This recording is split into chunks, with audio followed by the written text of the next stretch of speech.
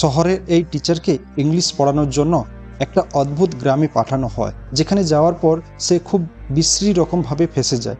গ্রামের প্রত্যেকটা মহিলা তো তাকে তার স্বামী ভাবতে শুরু করে। এই যে লোকটাকে দেখতে পাচ্ছেন, এই লোকটার নাম সুন্দর। সে মূলত একজন টিচার। আজকে সে একটা গ্রামের দিকে যাচ্ছে। আসলে এই গ্রামে তার পোস্টিং হয়েছে, কিন্তু সমস্যা হলো এই গ্রামে যাওয়ার রাস্তা একেবারেই ভালো না। সে ঠিকমতো কোনো কিছুই চিনতে পারছে না, আর চিনবেই বা কীভাবে? সে তো আগে কখনো এই গ্রামে আসেনি। এদিকে আশেপাশেও সে তেমন কাউকে দেখতে পাচ্ছে না যার কাছে সে জিজ্ঞেস করবে গ্রামের রাস্তা সম্পর্কে। এই জন্য সে আর কোনো উপায় না পেয়ে গুগল ম্যাপের হেল্প নেয়। কিন্তু এসব করতে গিয়ে তার আবারও ক্ষুধা পেয়ে যায়।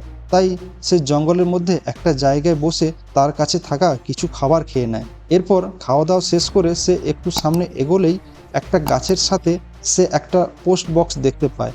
এটা দেখতে পেয়ে সে কিছুটা হলেও মনের দিক থেকে স্বস্তি পায়, কেননা সে কখন হলো সে এখানে এসেছে, কিন্তু এতক্ষণ পর্যন্ত মানুষের হাতের কোনো কিছু দেখতে পায়নি। তো এতক্ষণ সে গুগল ম্যাপ দেখে আগাচ্ছিল, কিন্তু হাঁটতে হাঁটতে সে দেখে এই রাস্তাটা শেষ হয়ে গেছে, আর রাস্তার শেষে একটা নদী। কিন্তু অদ্ভুত ব্যাপার হলো ম্যাপে পুরোটাই রাস্তা দেখাচ্ছে, অথচ তার সামনে এখন একটা নদী বয়ে চলেছে। সুন্দরাম ভাবতে থাকে, এখন তাহলে আমি ঠিক কী করব? ঠিক তখনই সুন্দরাম তার কাছ থেকে একটু দূরে কিছু মানুষকে দেখতে পায়, যারা কিন্তু তার দিকে এক দৃষ্টিতে তাকিয়ে আছে। এরপর সুন্দরাম তার কাছে থাকা একটা পেপার বের করে। সেই পেপারটিতে একটা ছবি আঁকা আছে। সুন্দরাম পেপারটা হাতে নিয়ে উঁচু করে ধরতেই সেই লোকগুলোর মধ্যে থেকে একটা লোক তীরধনুক চালায়। না, ভয়ের কিছু নেই, এতে সুন্দরামের কোনো ক্ষতি হলো না, বরং ওই নদীর ওপরে একটা ব্রিজের মতো তৈরি হয়, আর সুন্দরাম সেই ব্রিজটা দিয়ে হেঁটে নদীটা পার হয়ে তাদের কাছে চলে যায়। অন্যদিকে আমরা সুন্দরামের কিছু কলিগকে দেখতে পাই, তারা নিজেদের মধ্যে আলোচনা করছে সুন্দরামকে নিয়ে। তারা একজন আরেকজনকে বলে, আমরা বুঝতে পারলাম না কেন সুন্দরামকে ওই গ্রামে পোস্টিং করা হলো। সেখানে থাকা একজন মজা করে টিচার বলে ওঠে, আরে আমাদের প্রিন্সিপাল তো কালো, তাই ওনার একটু কালো টাইপের লোকই পছন্দ, এই জন্যই হয়তো সুন্দরামকে ওই গ্রামে পাঠানো হয়েছে। এদিকে আমরা সুন্দরামকে দেখতে পাই যে লোকেরা এমনভাবে নিয়ে যাচ্ছিল যেন মনে হচ্ছিল সুন্দরাম কোনো বড় বিশাল সেলিব্রিটি। সবচেয়ে মজার ব্যাপার হলো আমাদের এই কালো সুন্দরামকে দেখে ওই গ্রামের সব মহিলারা প্রায় পাগল হয়ে যাচ্ছে। আর তার চেয়ে বেশি মজার ব্যাপার হলো তারা প্রত্যেকেই সুন্দরামকে নিজের হাজব্যান্ড ভাবতে শুরু করেছে। আসলে এই গ্রামের লোকজনরা আমাদের মডার্ন ওয়ার্ল্ড থেকে একেবারেই দূরে থাকে, তাই তাদের গ্রামে বাইরের কেউ আসলে তারা তাকে সেলিব্রিটির মতোই মনে করে। যাই হোক এরপর সুন্দরামকে থাকার জন্য ঘর, খাওয়া দাওয়ার ব্যবস্থা সব কিছুই ঠিক করে দেওয়া হয়। রাতে যখন সে তার রুমে বসেছিল, তখন সে তার এলাকার এমএলএকে একটা চিঠি লেখে। সে ওই চিঠিতে লেখে, স্যার আমি ঠিকঠাক মতো পৌঁছে গেছি, এরা সবাই আমাকে যত্ন করছে, আপনি চিন্তা করবেন না, আমি খুব তাড়াতাড়ি প্ল্যানটা সাকসেসফুল করে ফেলবো। আপনি প্লিজ আমার ডিউ পোস্টটা রেডি রাখবেন। ডিউ মানে হলো ডিস্ট্রিক্ট এডুকেশন অফিসার, কিন্তু সে আসলে কোন প্ল্যানের কথা বলছে বা কী বা করতে সেখানে এসেছে এটা আমরা বুঝতে পারছি না। কি এমন প্ল্যান যার জন্য সুন্দরামকে তার নিজের শহর ঘর ছেড়ে এখানে আসতে হলো, সেটা জানার জন্য আমাদেরকে একটু ফ্ল্যাশব্যাকে যেতে হবে। একদিন সুন্দরাম একটা মেয়ে দেখার জন্য তার বাড়িতে যায়। সেখানে গিয়ে সে মেয়ে দেখা বাদ দিয়ে খাবার খেতেই ব্যস্ত হয়ে পড়ে। তারপর খাওয়া দাওয়া শেষ হয়ে গেলে মেয়ে না দেখে সোজা তার আসল কথায় চলে যায়। মানে সে তার হবু শ্বশুরের কাছে একটা বাইক ডিমান্ড করে। সে যৌতুক চাইলেও তার বাবা মা এই বিষয়ে তার বিরোধিতা করে, তাই তারা সেখান থেকে চলে আসে। এরপর সে সেখান থেকে বের হয়ে সোজা তার স্কুলে যায়। তখন আবার তাদের স্কুলে তাদের এলাকার এমএলএ এসেছে। এমএলএ সুন্দরামকে একটা জায়গায় নিয়ে গিয়ে তাকে একটা অফার করে। সে তাকে বলে, এখান থেকে বেশ খানিকটা দূরে জঙ্গলের ভিতরে একটা গ্রাম আছে, গ্রামের নাম মিরালা মেত্তা। কি নাম রে বাবা! তো যাই হোক, এমএলএ বলে, হয়তো তুমি এই গ্রামের নাম আগে কখনো শোনোনি, কিন্তু আমি চাই তুমি এই গ্রামে ইংলিশ টিচার হয়ে যাও। আসলে ওই গ্রামে লোকজনরা আমাদের সাথে মিশতে চায় না, কিন্তু রিসেন্টলি তারা একজন ইংলিশ টিচার ডিমান্ড করেছে। এজন্য আমি চাই তুমি ওই গ্রামে ইংলিশ টিচার হয়ে যাও। এমএলএর মুখে ইংলিশ টিচারের কথা শুনে সুন্দরাম হেসে ফেলে। হাসতে হাসতে বলে, কি বললেন আপনি স্যার? আমি তো ইংলিশ টিচারই না, আমি তো একজন সমাজবিজ্ঞানের টিচার, আর আমাদের স্কুলের ইংলিশ টিচার তো মাঠে দাঁড়িয়ে আছে। আপনি তার সাথেই বরং কথা বলুন। এখন এমএলএ তাকে বলে, আমি খুব ভালো করেই জানি তুমি কিসের টিচার, কিন্তু সেটা আমার কাছে বড় বিষয় নয়। আমি চাই তুমি ওই গ্রামে ইংলিশ টিচার হিসেবেই যাও, কারণ তোমাকে শুধুমাত্র ওই গ্রামে ইংলিশ টিচার হিসাবে পাঠানো হচ্ছে না। আমাদের একটা প্ল্যান আছে, তোমাকে সেই প্ল্যানটা সাকসেসফুল করতে হবে, আর এর জন্যই মূলত তোমাকে ওই গ্রামে পাঠানো হচ্ছে। আসলে আমি চাই তুমি ওই গ্রামে গিয়ে সেখানকার লোকজনদেরকে এমনভাবে ইনফ্লুয়েন্স করো যেন তারা নিজের থেকে আমাদের সাথে মিশতে আসে, আমাদের সাথে থাকতে আসে। তারা যদি আমাদের সাথে থাকতে আসে তাহলে গভর্নমেন্টের আন্ডারে চলে আসবে, আর একবার গভর্নমেন্টের আন্ডারে আসতে পারলে ওই গ্রাম থেকে প্রচুর পরিমাণে ভোট পাওয়া যাবে। এখন তুমি হয়তো ভাবতে পারো তোমাকে এর বিনিময়ে আমি কি দেব। আমি তোমাকে এই প্ল্যানটা সাকসেসফুলভাবে ফুলফিল করতে পারলে ডিওর পোস্টটা দিয়ে দেব। এমএলএর মুখে এই কথাটা শুনে সুন্দরাম খুব খুশি হয়ে যায়। এরপর এমএলএ আবার বলে, শুধু তাই নয়, ওই গ্রামে একটা খুব মূল্যবান জিনিস আছে, কিন্তু জিনিসটা কি সেটা আমি তোমাকে বলবো না। তোমাকে একাই ওই জিনিসটা খুঁজে বের করতে হবে, আর সেখানে যাওয়ার পর সেখানকার যাবতীয় আপডেট তুমি আমাকে চিঠিতে লিখে জানাবে। আর সেই চিঠি পাঠানোর জন্য একটা পোস্ট বক্স তুমি ওই গ্রামের বাইরেই পেয়ে যাবে। আর একটা কথা, এই কাজটা করার জন্য তোমাকে 6 মাস সময় দেওয়া হলো। এই সময়ের মধ্যেই তোমার পুরোপুরি কাজটা কমপ্লিট করতে হবে। এই কথা শুনে সে আর দেরি না করে ওই গ্রামের উদ্দেশ্যে বেরিয়ে পড়ে। এরপর গল্প আবার বর্তমানে চলে আসে। সুন্দরাম ফার্স্ট ক্লাসে এসে উপস্থিত হয়েছে। সে তার সামনে থাকা সবাইকে আলফাবেট করাতে শুরু করে, কিন্তু তার কথার আগামাথা সামনে থাকা কেউ বুঝতে পারছে না। আলফাবেট পড়ানো হয়ে গেলে সে তাদেরকে ওয়ার্ড স্পেলিং পড়াতে শুরু করে, কিন্তু সমস্যা হয়ে যায় তখনই যখন সে ডাঙ্কি বানান ভুল বলে। তখন সামনে থাকা একজন বয়স্ক লোক উঠে দাঁড়িয়ে তাকে বলে, what you are teaching man. এই কথাটি শুনে সুন্দরাম একদম হতভম্ব হয়ে যায়, কেননা তার মতো এমন বয়স্ক একটা লোক কিভাবে ইংলিশ বলতে পারলো। তখন আমরা বুঝতে পারি ওই গ্রামের লোকেরা আসলে খুব ভালো ইংলিশ বলতে পারে। আর সুন্দরামের এমন ভুলভাল ইংলিশ শুনে তারা খুব ভালো করে বুঝে যায় যে সে আসলে কোনো ইংলিশ টিচার না। আর এই জন্যই তারা সুন্দরামকে একটা গাছের সাথে বেঁধে রেখে প্রমাণ দিতে হবে যে তুমি একজন ইংলিশ টিচার। পরের দিন তোমার একটা টেস্ট নেওয়া হবে, তুমি যদি ওই টেস্টে পাস করতে পারো তাহলে আমরা বুঝে নেব তুমি একজন ইংলিশ টিচার, আর যদি পাস করতে না পারো তাহলে তোমাকে আমরা এখানেই মেরে ফেলবো, আর যদি পাস করতে না পারো তাহলে তোমাকে আমরা এখানেই মেরে ফেলবো। এসব লোকের মুখে থেকে এই কথা শুনে সুন্দরাম মনে মনে ভাবতে থাকে, কেন যে আমি এই গ্রামে আসলাম। তো যাই হোক, এরপর রাতে তার কাছে একটা ছেলে আসে। ছেলেটার নাম ওঝা। ছেলেটা তার কাছে এসে তাকে বলে, আমি এখানে এসেছি আপনাকে সাহায্য করার জন্য। এরপর ওঝা সুন্দরামকে তার গ্রামের একটা গল্প বলতে শুরু করে। তাদের গ্রামে যখন ব্রিটিশরা এসেছিল তখন তারা এই গ্রামে এসে অনেক গোলমরিচ পেয়েছিল, আর ওই গোলমরিচ তাদের কাছে একটা সম্পত্তির মতো হয়ে গিয়েছিল। কিন্তু ব্রিটিশরা না জেনে না বুঝে আমাদের ওপর অনেক অত্যাচার করতে থাকে, কারণ তাদের মনে হচ্ছিল ওই গোলমরিচগুলো হয়তো আমাদের। কিন্তু বিশ্বাস করো, ওই গোলমরিচ আমাদের কোনো কাজেই আসে না। আমরা তাদের অনেক বোঝানোর চেষ্টা করি, কিন্তু তারা আমাদের ভাষা বুঝতে পারে না। তখন সেখানে একজন ট্রাভেলার আসে। সে ইংলিশে ব্রিটিশদের সাথে কথা বলে আর তাদেরকে বলে, আপনাদের যত গোলমরিচ লাগবে আপনারা নিয়ে যান, এতে আমাদের কোনো প্রবলেম নাই। আর এই কথা বলার পর থেকে ব্রিটিশরা আমাদের ওপর টর্চার করা বন্ধ করে দিল।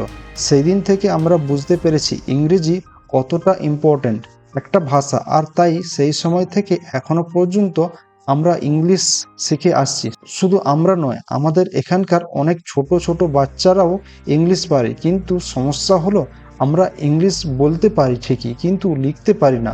এর জন্যই মূলত আপনাকে এখানে নিয়ে আসা হয়েছে ইংলিশ লেখা শেখানোর জন্য। তো যাই হোক, এসব কথাবার্তা হওয়ার পরে ওঝা নামের ওই ছেলেটা সুন্দরকে সেই টেস্টে সলভ করতে সাহায্য করে, ফলে সে এই যাত্রায় গ্রামবাসীদের হাত থেকে বেঁচে যায়। আর টেস্ট সলভ করতে পারার কারণে গ্রামবাসীরা তার কাছে মাপ চায়। তারা বলে, আমরা খুবই দুঃখিত, আপনাকে ভুল করে অনেক বেশি সন্দেহ করে ফেলেছি। এরপর সুন্দরাম তার কাজে লেগে পড়ে আর গ্রামবাসীদেরকে অনেক রকমের জিনিস গিফট করে। কিন্তু সমস্যা হলো ওই জিনিসগুলো গ্রামবাসীরা উল্টো পাল্টাভাবে ব্যবহার করছিল, কারণ তারা জানেই না জিনিসগুলো কিভাবে ব্যবহার করতে হয়। তো ওই গ্রামে মারিয়া নামে একটা মেয়ে থাকে। একটা সময় পর ওই মেয়েটার সাথে সুন্দরামের পরিচয় হয়। পরিচয়ের এক পর্যায়ে সুন্দরাম মেয়েটার কাছে এই গ্রামের সবচেয়ে মূল্যবান জিনিস সম্পর্কে জানতে চায়। মেয়েটা তাকে গ্রামের সবচেয়ে মূল্যবান জিনিসটা দেখাবে বলে প্রমিস করে, আর তারপর সেই জিনিসটা দেখানোর জন্য তাকে একটা পাহাড়ের চূড়ায় নিয়ে গিয়ে দাঁড় করায়। সেখানে এসে সুন্দরাম ভাবতে থাকে এখনই হয়তো সেই সবচেয়ে মূল্যবান জিনিসটা সে দেখতে পাবে। তখন মারিয়া তাকে পাহাড়ের সৌন্দর্য দেখিয়ে বলে এটাই হলো আমাদের গ্রামের সবচেয়ে মূল্যবান জিনিস। সুন্দরাম তখন হাসতে হাসতে বলে তুমি কি আমার সাথে ইয়ার্কি মারছো? আমি তোমার কাছে এই মূল্যবান জিনিস দেখতে চেয়েছি। তারপর সে রাগ করে সেখান থেকে চলে আসে। এরপর সে ওঝা নামের সেই ছেলেটার কাছে গিয়ে এই ব্যাপারে জিজ্ঞাসা করে। তখন ছেলেটা তাকে বলে এই গ্রামে সবচেয়ে মূল্যবান জিনিস হলো আমাদের দেবী মাতা, আর এটা আমাদের মন্দিরে রাখা আছে। তার কাছ থেকে এই কথাটা শুনে সুন্দরাম তাড়াতাড়ি করে ওই গ্রামের মন্দিরে চলে যায়, কিন্তু এখানে সেও এসে হতাশ হয়, কারণ সেই মন্দিরে কোনো মূর্তি রাখা ছিল না। তাই সে আবারও দৌড়াতে দৌড়াতে ওঝা নামের সেই ছেলেটার কাছে আসে। সে তাকে বলে তুমি বলেছিলে ওই মন্দিরে মূর্তি রাখা আছে, কিন্তু কই মন্দিরে তো কোনো মূর্তি নেই। তখন ওঝা বলে মূর্তিটা অনেক দূরে রাখা আছে, যাতে মূর্তিটা কেউ চুরি করতে না পারে। তখন সুন্দরাম তাকে জিজ্ঞাসা করে সেটা না হয় বুঝলাম, কিন্তু সেই জায়গাটা কোথায় সেটা তো আমাকে বলে দাও। তখন ওঝা তাকে বলে আমি তো নিজেই জানি না জায়গাটা কোথায়, এটা শুধু এই গ্রামের প্রধান বলতে পারবে। এই কথা শুনে সুন্দরাম তাকে জিজ্ঞাসা করে তাহলে ওই মূর্তিটাকে সবার সামনে কখন আনা হয়? ওঝা উত্তরে বলে আমাদের গ্রামে যখন কখনো কখনো বিপদ আসে তখন আমাদের দেবী মাতাকে সবার সামনে নিয়ে আসা হয়, আর তারপর প্রার্থনা করা হয়। তখন সুন্দরামের মাথায় একটা দুষ্ট বুদ্ধি আসে। সে চিন্তা করে ওই গ্রামে একটা বিপদ ঘটাতে হবে, তাহলে হয়তো ওই মূর্তিটা সবার সামনে আনা হবে। কিন্তু সমস্যা হলো সে কি এমন করবে যার কারণে মানুষ বুঝবে তাদের গ্রামে কোনো বিপদ আসতে চলেছে। তারপর সে সরাসরি মারিয়ার কাছে চলে যায়। তার সাথে কথায় কথায় তাকে বলে এই গ্রামে খুব দ্রুত ঝড় আসতে চলেছে। এই কথা শুনে মারিয়া তাকে বলে ওই না তো, আমার তেমন কিছু মনে হচ্ছে না। আসলে মারিয়া আবহাওয়া সম্পর্কে বেশ ভালো জ্ঞান ছিল, আর তাই সে ঝড় বৃষ্টি অনুমানগুলো আগেই করে ফেলতে পারে। সে যখনই বুঝতে পারত ঝড় বৃষ্টি আসতে চলেছে তখন সে গ্রামবাসীদের সতর্ক করে দিত। তো যাই হোক, তার কাছ থেকে এই ব্যাপার শুনে সুন্দরাম তাকে বলে তোমার কি মনে হয় আমি বোকা? যখন ঝড় আসবে তখন বুঝতে পারবে। এভাবে বিভিন্ন রকমের কথা বলে মারিয়াকে অনেক ভয় পাইয়ে দেয়। একটা সময় পর সুন্দরামের কথা বিশ্বাস করে ফেলে, আর সে ভেবে নেয় যে সত্যি হয়তো এখানে অনেক বড় কোনো ঝড় আসতে চলেছে। তারপর সে এই কথাটা গ্রামবাসীদেরকে সবাইকে জানিয়ে দেয়। এই কথাটা জানার পর গ্রামবাসীরা পুজোর আয়োজন করতে শুরু করে। এরপর দেখা যায় গ্রামের প্রধান একটা গুহার ভেতর থেকে ওই দেবী মাতার মূর্তিটাকে বাইরে নিয়ে আসে, যেখানে এতদিন মূর্তিটাকে লুকিয়ে রাখা ছিল। এরপর আমরা সুন্দরামকে দেখতে পাই যে কিনা ওই গুহার ভিতরে লুকিয়ে আছে। আসলে সে এই মূর্তিটার লোকেশন জানতে চেয়েছিল। এরপর সে এই লোকেশনটা কাগজে লিখে সেটা পোস্ট বক্সে ফেলে দেয়। এরপর সে পূজার দিন আসে। সুন্দরাম নতুন জামা কাপড় পরে বাইরে আসে, আর প্রথমবারের মতো সে এই মূর্তিটাকে দেখতে পায়। তখন গ্রামের লোকেরা দুধ দিয়ে গোসল করাচ্ছিল। তখন সুন্দরাম সেই মূর্তিটার ভিডিও করতে করতে বলে এটা কি করে তোমাদের দেবী মাতা হয়? এটা তো সামান্য একটা পাথর। ওঝা তখন তাকে বলে এটা কোনো পাথর না, এটা আমাদের দেবী মাতা। তারপর সে তার ফোনে একটা ছবি তুলে ভালো করে ওটাকে দেখতে থাকে, আর তখন সে বুঝতে পারে এটা কোনো সাধারণ পাথর নয়, এটা মূলত সোনা দিয়ে বানানো একটা মূর্তি। কিন্তু এখানকার মানুষেরা আসলে সোনার মূল্য এখনও জানে না। তো অন্যদিকে দেখা যায় সুন্দরাম জানতে পারে যে ওই গ্রামের একজন বৃদ্ধ লোক মারা গেছে। এটা জানতে পেরে সে অনেক ইমোশনাল হয়ে পড়ে, কিন্তু সে লক্ষ্য করে ওই গ্রামের একটা মানুষের চোখেও এক ফোঁটা পানি নেই, বরং প্রত্যেকটা মানুষকে অনেক খুশি মনে হচ্ছে। তখন সে ওঝাকে জিজ্ঞাসা করে আচ্ছা এখানকার মানুষেরা কেন হাসছে? ওঝা তখন তাকে বলে একদিন না একদিন আমাদের সবাইকে মরতে হবে, তাই কষ্ট পেয়ে তো কোনো লাভ নেই, এর জন্যই ওরা হাসছে। এরপর গ্রামবাসীরা সবাই মিলে ওই বৃদ্ধ লোকটার শেষ কার্য সম্পূর্ণ করে, আর তারপর সবাই এক জায়গায় বসে খাওয়া দাওয়া করে। সুন্দরামও তাদের সাথে খেতে বসে যায়। খাওয়ার সময় সে ওঝাকে জিজ্ঞেস করে আচ্ছা তোমার কি মনে হয় আমি যদি মারা যাই কেউ আমাকে মনে রাখবে? এই কথা শুনে প্রজা সবাইকে বলে, শোনো শোনো, মাস্টার কি বলছে? সে বলছে সে মারা যাওয়ার পর তাকে কেউ মনে রাখবে কিনা। তারপর সবাই সুন্দরামকে তার সম্পর্কে ভালো ভালো কথাগুলো বলতে শুরু করে। কথাগুলো শুনে সুন্দরাম অনেক ইমোশনাল হয়ে যায়, আর তাই সে ওখান থেকে উঠে চলে যায়। এরপর রাত হলে সে সবাইকে ক্রিকেট ম্যাচ দেখায়। সবাইকে সে বোঝায় যে এখানে দুইটা দলের মধ্যে খেলা হচ্ছে, একটা ইন্ডিয়া আর একটা ইংল্যান্ড দল, আর এই ম্যাচ ইন্ডিয়া জিতে গেছে। এই কথা শুনে সেখানে থাকা সবাই অনেক খুশি হয়ে যায়। খুশিতে তারা প্রত্যেকে নাচতে শুরু করে, কারণ তারা ভাবছিল ইন্ডিয়া হয়তো ইংল্যান্ডকে যুদ্ধে হারিয়ে দিয়েছে। তারা এতটাই বর্তমান সময় থেকে পিছিয়ে আছে যে তারা এখনো পর্যন্ত জানে না যে ইন্ডিয়া স্বাধীন হয়ে গেছে, এখনো জানে না ব্রিটিশরা ইন্ডিয়া ছেড়ে চলে গেছে। তারা মনে করে গান্ধীজি হয়তো এখনও বেঁচে আছে, ইন্ডিয়ার জন্য লড়াই করে যাচ্ছে। এসব কিছু দেখে সুন্দরাম ভাবতে লাগে সে কত বড় একটা ভুল করে ফেলেছে। এমন সহজ সরল মানুষগুলোর সাথে সে একটা মিথ্যা খেলা খেলছে। এমনকি তাদের দেবী মাতা, যার পূজা এই সহজ সরল মানুষগুলো করে, তার ঠিকানাটাও সে এমএলএকে দিয়ে দিয়েছে। এদিকে ঠিকানা পাওয়ার পর এমএলএ তার লোকেদেরকে দিয়ে ওই মূর্তিটা চুরি করিয়ে আনায়। মূর্তিটা চুরি হয়ে যাওয়ার পর গ্রামবাসীরা আন্দাজ করতে পারে যে সুন্দরামের কারণে তাদের মূর্তিটা চুরি হয়ে গেছে, তাই তারা সুন্দরামকে শাস্তি দিতে যাবে।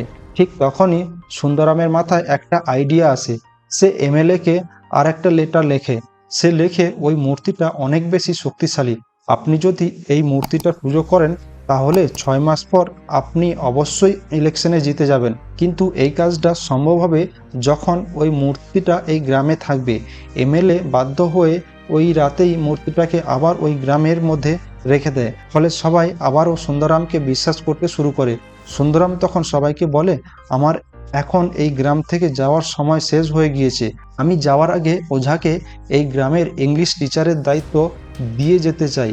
আর তারপর সে চলে আসার আগে সেই গ্রামের প্রধানকে বলে, গান্ধীজি অনেক আগেই মারা গিয়েছে আর আমাদের দেশ স্বাধীন হয়ে গেছে।